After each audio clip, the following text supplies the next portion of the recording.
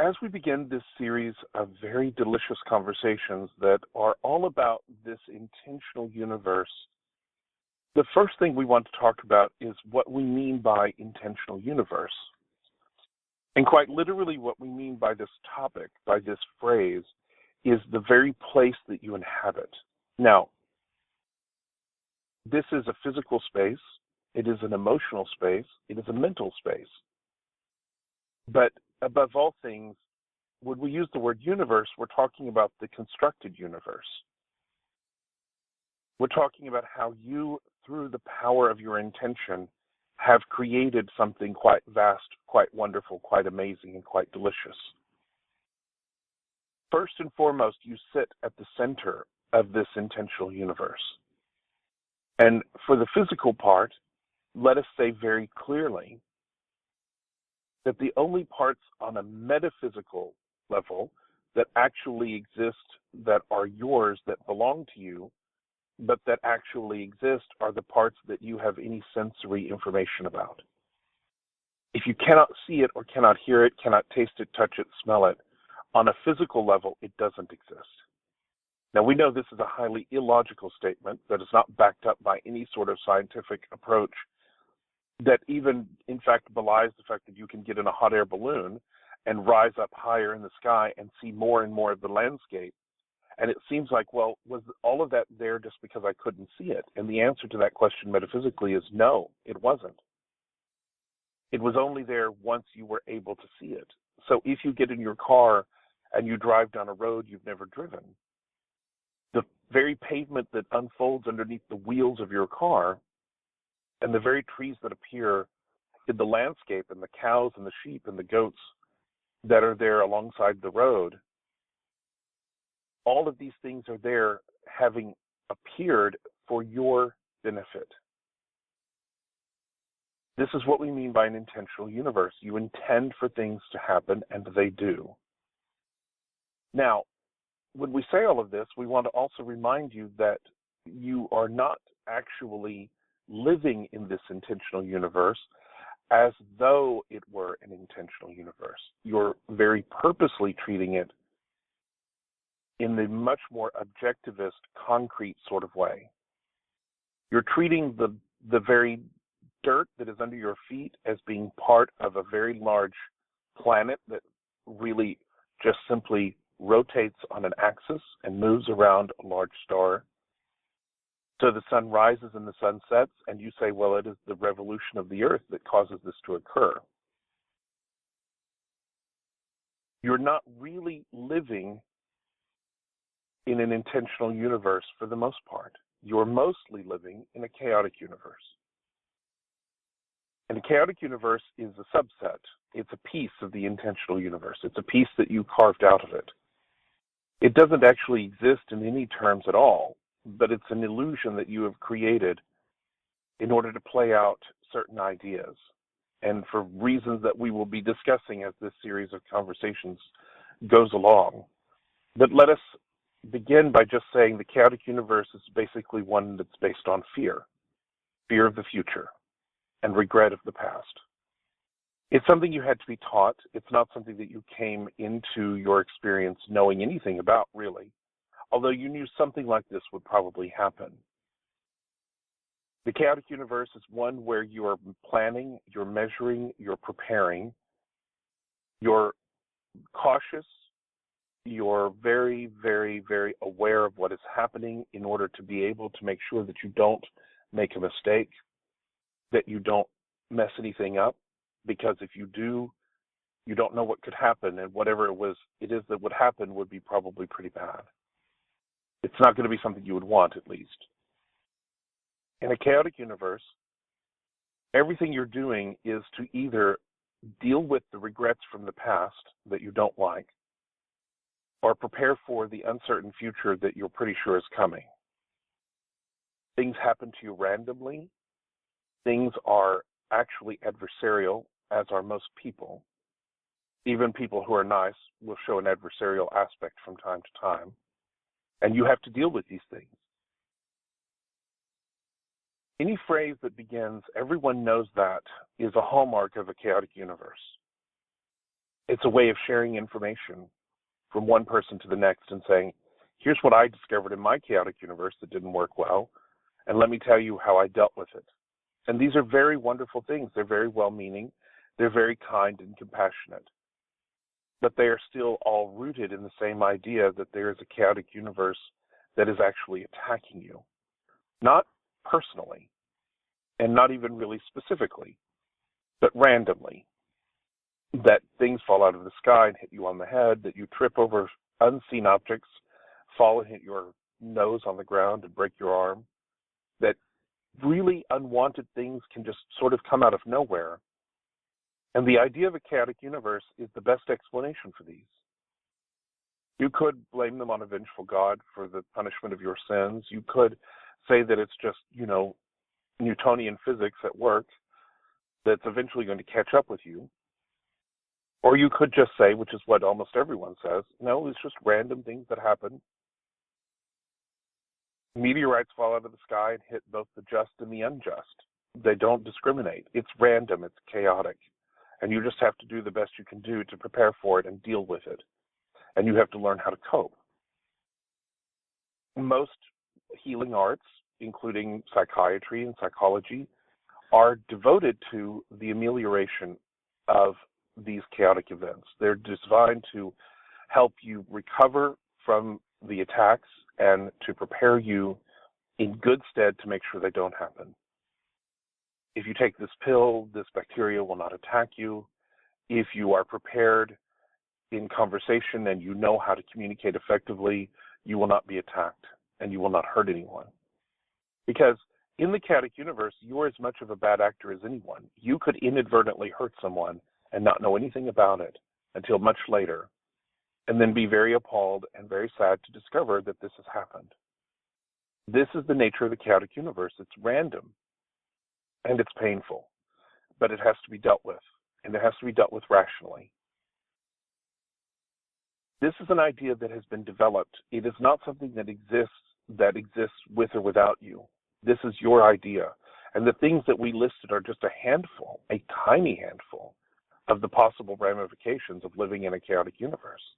But you don't actually live in a chaotic universe.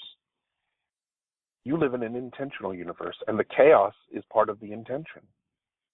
It's simply an idea that you have for whatever reason, probably a very good, well-intentioned reason, that explains things that you couldn't otherwise explain, and puts you sort of in the role of being an innocent bystander, as though you're just walking along and something hits you on the head and it's not really your fault. Because it seems like the opposite of that, which is where it's your fault for some karmic reason or some strange, terrible, horrible reason that you're creating your universe, but it's really a bad creation that you've made. That's an appalling explanation. But what we're talking about is not the opposite of a chaotic universe idea. It's actually the absence of one, where you begin to realize that actually all of these things that you are surrounded by are operating on your behalf and to your benefit. That these seemingly random things are not random at all, that they actually rise up to help you, even if you don't understand that, and even if you don't like it. They're not forcing their help on you, which is a sort of another hallmark of a chaotic universe idea, that there's going to be intervening supernatural ideas that come in to rescue you because you need to be rescued. When you begin to understand that you actually live in this intentional universe, there's nothing to be rescued from because there's nothing really going wrong. In fact, there are no problems. There are just things that you like and things you don't like. Things that you have created based upon the understanding that feels very integrated and aligned with you, and things that you have created based upon ideas that are very much in opposition to the truth of who you are. Now, we say the truth of who you are, and let us be quite clear. That truth is very simple. You are a being of light. You are at the center of this physical universe, at the center of this emotional universe, and at the center of this mental universe. You are at the center of this intentional universe, and it is your intention that is causing it to be what it is. But who are you really? The simplest answer is you are unconditional love manifesting through the form of your body, your personality, even your name. So you are here right at the center of all of this, and you are the reason that it is happening. And it is all happening. Everything you can observe through your physical senses, and all the things that you are aware of through your so-called extrasensory perceptive senses. Everything that you can perceive in physical terms, in what you might call psychic terms, anything you can perceive through the power of just having a body, all of these things you have created in some way or another. But the you that has created this is not the you that is perceiving it. So that's why it can very much seem as though there is an outside power at work that is hurling objects at you, left, right, and center, some of which you dodge very niftily, and others which just hit you right square on the nose. But in fact, that's not actually happening. That's just an indication of misalignment between the truth of who you are and who you actually are, and who you perceive yourself to be. This moment, right here, right now, as you will hear us say again and again, is the only moment that exists. This is the only time. This is the only place. These people, this situation, these circumstances, the current state of all things as far as you know of them is exactly right, because this is an intentional universe, and it was your intention to create this. You may not understand it logically. You may not be able to perceive the underlying reason. And we would suggest that that doesn't really matter. It's what you have that counts, and where you go from here that is significant. How you got here is not that relevant. Where you're going is where everything happens. Your decision now for the next moment is the most important thing you ever do. There's no greater purpose than just being here. There are many, many, many things that you do construct, that you love to do, that you love to be part of, that you love to be involved in, that you love to express through your action and through your words, and even through your thoughts. And those are wonderful, wonderful things. But you didn't come here, not to this place, for karma. You didn't come here to work out old ideas. You didn't come here as punishment. You haven't been exiled from a mothership. This is the right place, the right time, right here, right now for you. You have created this, and you came here voluntarily.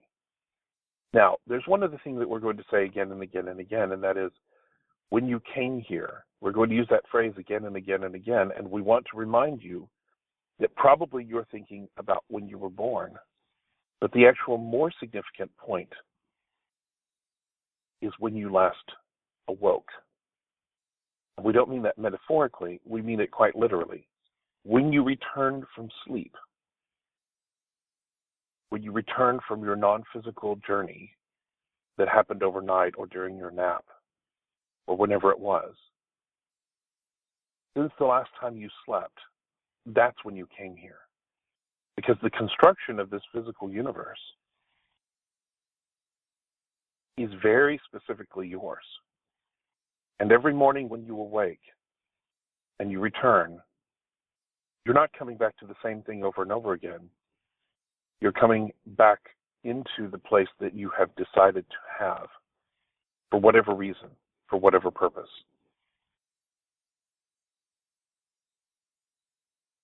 This intentional universe is your playground.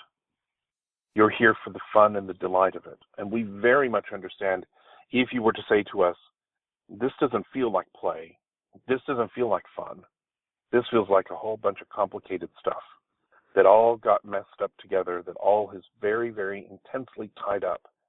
And we understand if you were to say that to us. We very much understand that, because you have been developing these thoughts for quite some time, or at least you have the memory of having been developing these thoughts. For as far as you know, where you are right now, in the way you are inhabiting this place at this time, this may be the first time you've ever been here, but you have a long memory, perhaps 50, 60, 70 years of memories that go back and say, no, this is This isn't the first time. This is the 5,000th, 50,000th day of my life. And that may very well be the case. And then again, it may be the first. But you just have a powerful set of ideas that are purposely constructed to support the present moment. And that is always the case, no matter how long this has been going on, no matter where you came from, no matter what happened before. All of the memories and all of the thoughts that you have in your mind are very much there, part of this intentional universe, to support your awareness of the present moment. We have always said, since the beginning of our talking, that you are master manifestors, and that is absolutely, positively the case. One of your greatest, most powerful manifestations is this absurdly ridiculous idea of a chaotic universe. But we say that with great affection because we understand why you have the idea. We understand why, as a powerful master manifester, you decided to live in this chaotic universe. And we will put it to you quite bluntly. The primary reason, if we look at this through the lens of time, which may or may not apply to you, but this will generally speak to most of you when we say this, it is undoubtedly the case that the primary reason why you live in a chaotic universe is because someone that you loved believed that they did. And this was the easiest way to connect with them. Most of you can look to your mothers for this, but it's not always going to be that case, and your mother is not to blame, for she did the same thing before her, as did her mother and her mother and her mother, if we look at this through the lens of time. But one of the most beneficial things about being aware of the fact that you perceive yourself to be living in a chaotic universe is that primarily what it does is it keeps you connected in a way that feels very familiar, if not delicious, but it probably doesn't feel that delicious. But it feels very familiar to think about your connections to other people through the shared ideas of the randomness and the chaos of the physical universe. Someone once described a thing that they called the hero's journey and talked about how there's essentially stages that one goes through, including in the middle of the journey, sort of the dark night of the soul, where everything seems to be the bleakest, and then all of a sudden the sun is there, and it carries you forward into the fulfillment of your journey. This is not an intentional universe idea. This is a very highly developed, chaotic universe idea. It's very powerful, and many of you will know of which we speak. This archetypal idea of looking at your life. It's highly advanced chaotic universe thinking, and it's powerful, and it's useful, and it's helpful. But we suspect that if you're in this conversation looking at your life as being a series of circles where you go round and round and round, may have exhausted its usefulness. And it may very well be the case that what you are now very much in alignment with having is an idea that you've heard before, if you've listened to us speak at all, that this intentional universe is the truth of who you are, that you're sitting right at the center of it, and it is operating fully, wholly, and without reservation to your benefit and on your behalf. That everyone, everywhere, in every way is helping you. And that everything, in every way imaginable and every way unimaginable, is very much operating for you. The objects, the ideas, the people, the animals, the sky, the sun itself, all is happening for you very specifically. Now, we often talk about the difference between things that happen for you specifically and things that happen for you personally. And we'll bring our conversation to a close on this note. Nothing at all happens personally. You may very well interpret things as being personal, but no one and no thing is actually approaching you personally because they literally can't. Nothing outside of your own consciousness knows anything about you other than what they can perceive. The same is true for you. Your friends, anything and everything in your awareness, the only thing that you know about those things is what you can see and hear. And all of that is matching up with your intention and what you yourself are and what you yourself believe. So the essential aspect of your friend, your beloved, your child, your parent is unknowable to you. You don't know what their motivations are. You don't know what they're doing.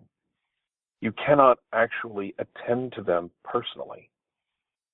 Anything that you are doing that feels better to you, that feels in alignment to you as far as your friend or your beloved, your parent or your child, or just the butcher, the baker, the candlestick maker, anything that you do that feels better to you, that's in alignment with you, is going to be very specific to them and will benefit them in ways far beyond your knowing. That you cannot ever personally attack someone, defend them, help them, but you can specifically do lots of things, and the specificity arises out of you paying attention to your own intuition, and that will always guide you into the place that is best for everyone, where it's a win-win-win situation. Everything and everyone is helping you specifically, but no one is helping you personally. No one is attacking you personally in a chaotic universe idea, but this idea of being personally attacked is a hallmark. It's probably the single most identifying feature of the chaotic universe, because you begin to eventually realize that it isn't really random, this chaotic universe. There's something a little bit personal about it. And to a certain extent, you're right, but it doesn't mean what you think it means. There is something very personal about this chaotic universe, because you are the source of the chaotic universe. You are the reason it's happening.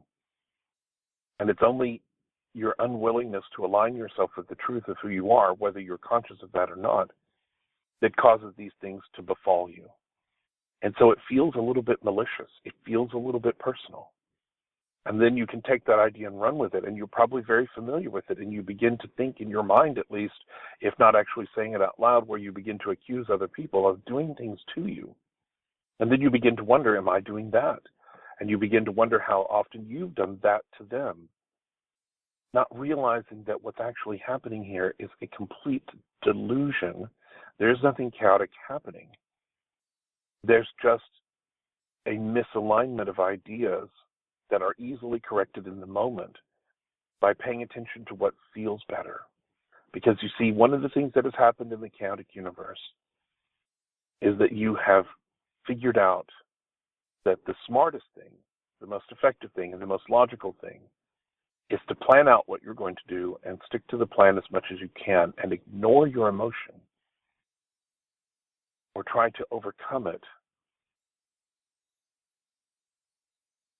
And when you do that, you're ignoring your intuition.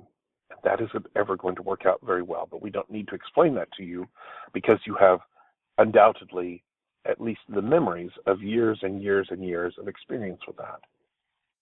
So when you begin to realize that you indeed live in this intentional universe of your creation, you begin to understand that no matter what has happened before, no matter how you got here, that right now, the only thing that is really true is that all is well. And the one thing you can look forward to that is absolutely certain, beyond a doubt, is that as good as things are right now, and this is where we bring the conversation to a close, as good as things are right now, they're only going to be getting better and better and better from here.